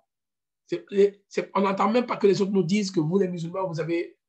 on doit même nous se reformer parce qu'on a des gens parmi nous, qu'Allah nous pardonne, mais vraiment, qui ont une compréhension plus que erronée de l'islam. Donc, cette sœur-là, elle dit à son mari, est-ce qu'on peut sortir, promener un peu les enfants, faire ceci. Ah non, non, non, tu dois rester à la maison. Elle me dit, elle a fait 3 semaines, jour par jour, elle n'est même pas arrivée au seuil de sa porte. Au seuil de sa porte, c'est même pas histoire de confinement ou quoi. Hein. Au seuil de sa porte, elle n'est pas arrivée. Elle est restée enfermée chez elle, avec ses enfants, qui crient matin, midi et soir, elle a besoin de respirer. Non, non, non, le mari dit non, c'est haram. C'est haram. Tu ne sors pas. Elle dit, mais on sort ensemble, on va aller au parc, là, on va marcher un peu, les enfants vont se dégourdir les jambes, et moi, je vais prendre un peu d'air. Non, non, non, non, non. C'est haram. Quel islam, ça? Quel islam? Ça fait pitié. Et en plus, c'est une sœur, malheureusement, voilà. Son mari, il est violent envers elle. Lui-même, il ne donne même pas l'exemple. Il dit, tu restes à la maison, tu restes assis, tu ne fais rien. Et en plus de ça, il la frappe. Quel islam? Nabi Sassam, qu'est-ce qu'il nous a dit? Les meilleurs parmi vous sont ceux qui sont meilleurs avec leurs épouses. Voilà, et les gens de la mosquée, ils peuvent te donner un certificat que tu es le meilleur des musulmans. Ce certificat n'est pas valide tant que ton épouse n'a pas validé pour toi. La meilleure personne qui peut te juger, la meilleure personne qui peut te donner une note, c'est ta femme, ton épouse. C'est elle qui te connaît dans tous tes humeurs, hein, dans tous tes états d'âme. Combien parmi nous sont des agneaux, hein? Je vous dis, des agneaux à la mosquée, au travail, au quartier avec les amis et les autres. Mais ce sont des bêtes, des fauves, des lions, des monstres même, je dirais, à la maison. Comme je dis dans mon cours aujourd'hui de la Sira, je pense, oui, la Sira, le cours de Hadith, je ne sais pas lequel, j'ai dit, une sœur, elle se plaint que son mari lui a donné des coups de poing. Wallah, et qu'Allah nous pardonne. Elle dit, il a pris ma tête pour presque une balle. Il donne des coups de poing à gauche, à droite, à gauche, à droite, à gauche. Puisqu'elle dit, elle commençait à perdre ses cheveux. Avec des coups de poing. Et son mari, là, après ça, il met son kamis bien, tranquille. On descend à la mosquée, Allahu Akbar. Voilà. On voit les frères, salam alaikum, mashallah, mashallah, mashallah, marhaban, marhaban. Alors que tu viens de frapper ta femme. Tu vas dire, mashallah, oh. Mais c'est quoi ce monde-là? C'est quoi cette compréhension de l'islam? La hawla wa la quwwata illa billah, la hawla wa la quwwata illa billah. Et le pire, c'est quoi? Cette soeur, elle ne peut même pas se plaindre. Parce que son mari, il a tellement une belle image chez les gens qu'elle a peur voilà, elle a peur de salir son image, elle a peur voilà. Elle est condamnée. Elle est condamnée. La seule personne à qui elle a parlé, c'était moi. Et voilà, mais moi, je ne vais pas laisser ça comme ça. Parce que c'est de l'injustice. Et l'injustice, on ne peut pas accepter cela. Voilà, il ne faut pas être injuste envers une femme, surtout frapper. Non. Ça, ce n'est pas le comportement des musulmans. Khayr. Pourquoi je parlais de tout ça? Regardez Nabi sallallahu alayhi wa sallam, qu'est-ce qu'il faisait? Il a fait la course avec Aïcha. Donc, la première fois, elle a gagné. Il ne m'en parla plus pendant un long moment jusqu'à oublier ce fait. Plus tard, lorsque je pris du poids, je l'accompagnais une nouvelle fois dans un de ses voyages. Puis il dit aux gens, avancez. Ils avancèrent. Puis il me dit, viens faire la course avec moi. Nous fîmes la course ensemble. Et cette fois, il me battit. Il ria en disant, cette fois, c'est la revanche. Mais regardez comment c'est magnifique entre le prophète sallallahu alayhi wa sallam et son épouse Aïchata radiyallahu anha. Si seulement si on pouvait prendre l'exemple sur le prophète Mohammed sallallahu alayhi wa sallam. C'est pas l'exemple du prophète sallallahu alayhi wa sallam, c'est pas que dans la prière, hein, que dans la barbe, que dans le kamis, que dans, je ne sais, combien d'autres sunnas qui sont visibles aux gens. L'exemple du prophète sallallahu alayhi wa sallam, c'est ça. Être serviable. Et Aïcha, on lui a posé la question, qu'est-ce que Nabi Sassam faisait à la maison? Elle dit, il était au service de sa famille. Nabi Sassam qui était au service de sa famille à la maison. Donc, quand on rentre chez nous, c'est quoi? On pose les deux pieds sur la table. On voit le kahwa. Et s'il n'est pas prêt, on tape la table, on tape la main sur la table. Mais la femme, ce n'est pas une boniche, vous m'excusez du terme. Ce n'est pas ton esclave même. Na'ouz billah. Envoie-moi le kahwa. Et s'il n'est pas bien chaud, allez. Il y en a même qui jettent le verre, qui jettent tout là-bas. S'il n'a pas jeté sur la femme, dit Alhamdulillah. C'est quoi cette nourriture-là? Si ce n'est pas cuisiner, ma mère cuisine mieux que toi. Tu t'es marié à ta mère ou à elle? Mais c'est quoi ce monde-là? C'est quoi cette compréhension de l'islam? Mais c'est ajib, la société dans laquelle on vit aujourd'hui. Wallahi, mes frères, mes sœurs, on a besoin de se reformer. On a besoin de se reformer. Qu'Allah Azza wa Jal nous facilite de nous reformer et d'être des modèles pour les sociétés. Inch'Allah ta'ala. Aïe Allah. Ensuite, quel autre point? Bon, je pense que le temps, il avance trop. On va parler de... C'était quel autre point? Le point de pleurer. Bon, pleurer. Anas radiallahu anhu rapporte, le messager d'Allah sallallahu alayhi wa sallam nous fit un serment tel que j'en ai jamais entendu de pareil. Il nous dit, si vous saviez ce que je sais, vous ririez peu et pleuriez beaucoup. Les compagnons radiallahu anhum cachèrent alors leur visage et sanglotèrent. Wallah, et voici les hommes d'Allah. Voici les hommes d'Allah. Ils ont caché leur visage et se sont mis à pleurer. Pour cette parole, pour sallallahu alayhi wa sallam. Si vous saviez ce que je sais, vous ririez peu et vous pleuriez beaucoup. Wallah, et quel cœur nous avons aujourd'hui. Nos cœurs ont-ils encore de la sensibilité? Wallah, regardez la société dans laquelle on vit aujourd'hui. Société très violente. Société devenue de plus en plus méchante. Comme si nous étions des animaux. Même les animaux ne tuent pas pour le plaisir de le faire. Il y a ce qu'on appelle la chaîne alimentaire. Mais regardez aujourd'hui dans la société dans laquelle on vit. Les cœurs, ils sont où? Les cœurs endurcis. Tout ça parce qu'on ne pleure pas. On a la sécheresse des yeux.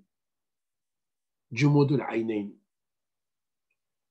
Combien de personnes parmi nous ont pleuré parce qu'ils ont perdu une femme, parce qu'ils ont perdu un mari, parce qu'ils ont perdu de l'argent, parce qu'ils ont perdu un matériel.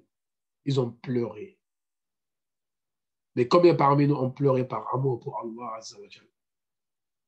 Combien ont pleuré par peur, par crainte de l'enfer? Wallah, il y avait des tabi'i parmi les gens pieux qui n'arrivaient pas à trouver le sommeil tellement ils pensaient à l'enfer. Ils n'arrivaient pas à avoir le sommeil. Nous, on dort tellement, presque on est dans un état comateux. On a du mal à se réveiller même pour faire la salat. Wallahi, mes frères, mes sœurs en islam, nous avons besoin de nous réformer. Il est raconté dans l'histoire de Omar radiallahu anhu.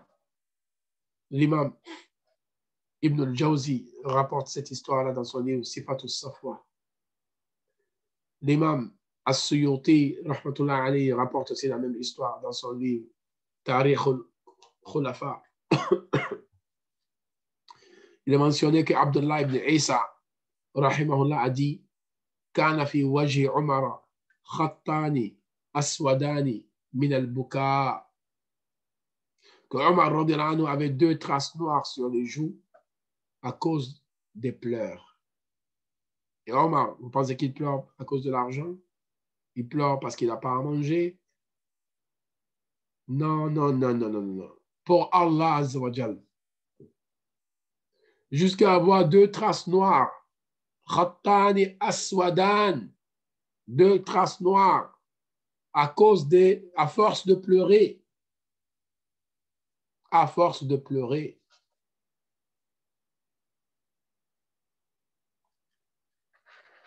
Son fils, Abdullah ibn Omar disait La an adma min khashyatillah ahabbu ilayya min an atasaddaqa bi alfi dinar. Que je verse une seule goutte de larmes par crainte d'Allah m'est préférable que de donner 1000 dinars en sadaqa. Qu'une seule goutte de larmes coule par crainte d'Allah. Et Nabi Muhammad sallallahu alayhi wa sallam a dit, parmi les 7 catégories de personnes qui seront ombragées sous l'ombre de l'arche d'Allah Azza wa Jal, le jour où il n'aura d'ombre que l'ombre de l'arche d'Allah Azza wa Jal.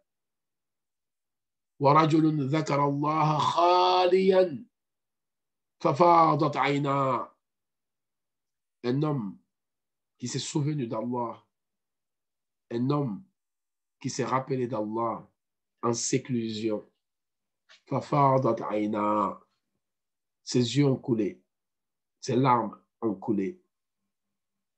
Nabi Muhammad sallallahu alayhi wa sallam, il dit à Abdullah ibn Mas'ud radiyallahu anhu, Iqra alayya al-Qur'an, lis pour moi le Coran. Abdullah ibn Mas'ud radiyallahu anhu dit, Kayfa aqra'u alayka wa alayka unzil, comment je pourrais lire le Coran alors, sur toi, alors que c'est toi vers qui le Coran est descendu. Nabi sallallahu alayhi wa sallam dit, j'aime écouter le Coran d'une autre personne. Donc il a lu Surat An-Nisa, Surat les femmes, jusqu'à ce qu'il arrive à ce verset-là.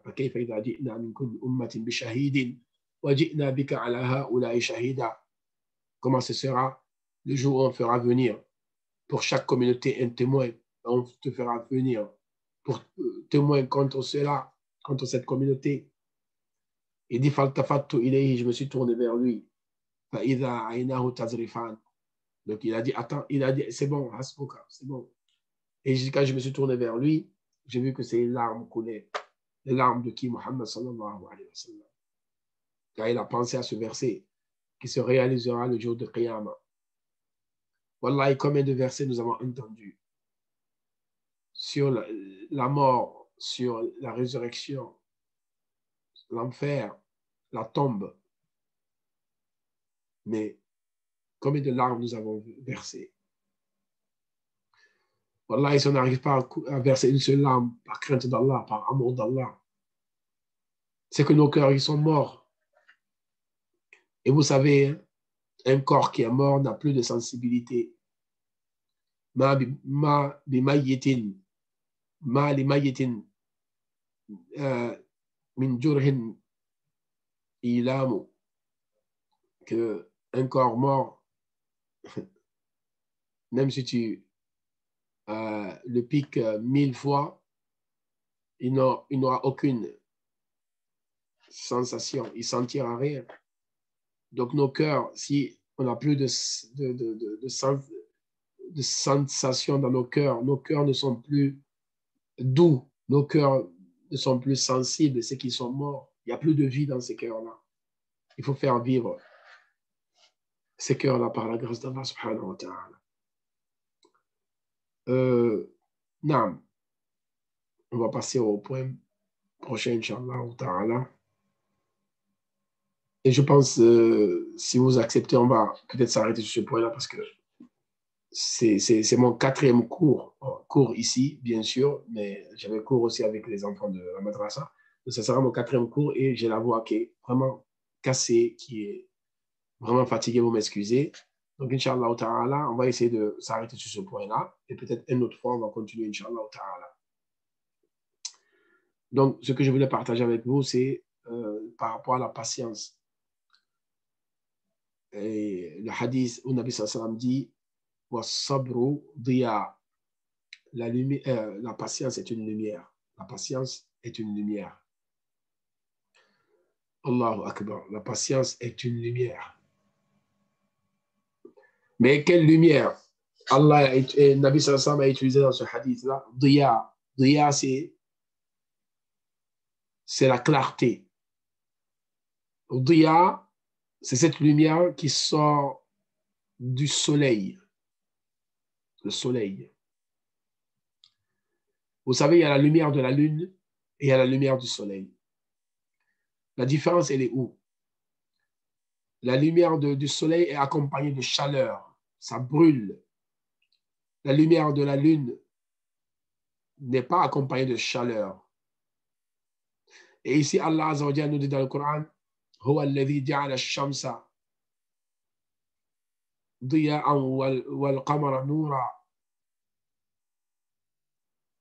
Allah, c'est celui-là qui a fait du soleil une clarté et de la lune une lumière. Et Nabi sallallahu alayhi wa sallam a comparé la patience à quoi? À diya, c'est-à-dire la lumière du soleil. Pourquoi? Parce que dans la patience, il y a de la chaleur. C'est vrai que pour être patient, il faut te consumer à l'intérieur. Tu patientes, tu acceptes, tu supportes. Donc, tu te consumes quoi à l'intérieur, mais tu le fais pour Allah Azza wa Jalla. C'est ça la patience. Et nous vivons dans une société hyper réactive. Hyper. Les gens disent, en un quart de tour, ils s'enflamment et ils s'énervent. Moi, je dis même, avant même de mettre la clé, il a déjà démarré.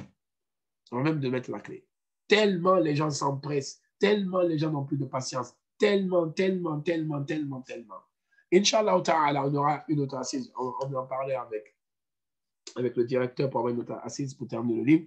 Parce que là, je me force même à parler là où je suis. Je suis vraiment, vous m'excusez, voilà.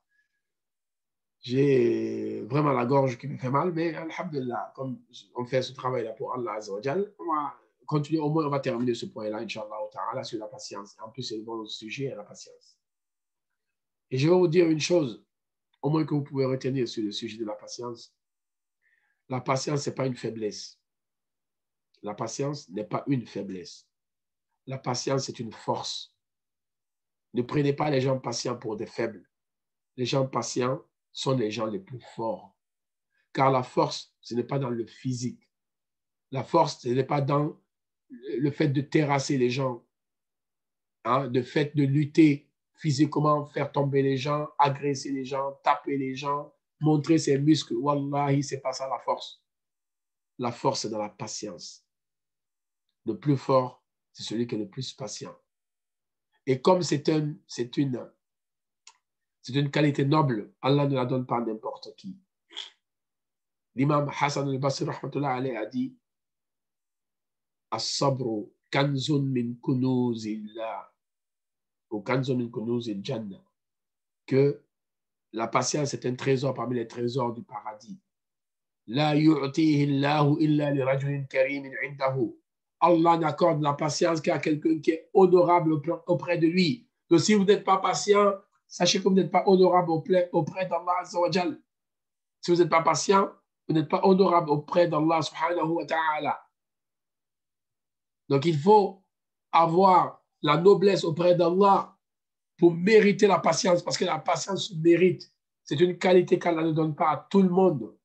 Et moi, je vous dis pour terminer, Inch'Allah ta'ala, ce sujet-là, une seule qualité qui est mentionnée dans le Coran, qui est la cause de faire pénétrer les gens dans le paradis. Une seule qualité, une seule, je dis, qui n'est pas mentionnée avec autre chose, c'est la patience. Allah Azza wa Jalla dans le Coran, les anges viennent de toutes les portes du paradis. Et qu'est-ce qu'ils disent? Salamun alaykum, paix à vous, vous les gens du paradis. Bima sabartum, pour tout ce que vous avez patienté, pour tout ce que vous avez enduré. Quelle meilleure demeure que votre demeure dernière qui est dans le paradis. Ils ont cité combien de qualités? Une seule. Salamun alaykum bima sabartum. Que la paix d'Allah soit sur vous pour tout ce que vous avez enduré, pour tout ce que vous avez patienté. Subhanallah. Imaginez-vous. Que la patience. Ils n'ont pas cité autre chose. Bima sabartum. Pour ce que vous avez enduré, pour ce que vous avez patienté. Qu'Allah donne la compréhension. Donc je vais m'arrêter ici, Inch'Allah ta'ala. Tout ce que j'ai dit de bien, ça vient d'Allah. Et tout ce que j'ai dit de mal ou j'ai fait des erreurs, ça vient de mon nafs et ça vient de Shaitan. Allah Azza wa Jal est vraiment loin de tout ça. Et qu'Allah donne la compréhension et qu'il fasse de nous des musulmans pieux et sincères. Donc, je vous dis à la prochaine fois, Inch'Allah ta'ala, qu'Allah nous donne la compréhension à tous. Qu'Allah donne la santé aussi à tous, Inch'Allah ta'ala. Donc, jazakumullah khairan, barakallahu fikum. سبحانك اللهم وبحمدك أشهد أن لا إله إلا أنت أستغفرك وأتوب إليك والسلام عليكم ورحمة الله وبركاته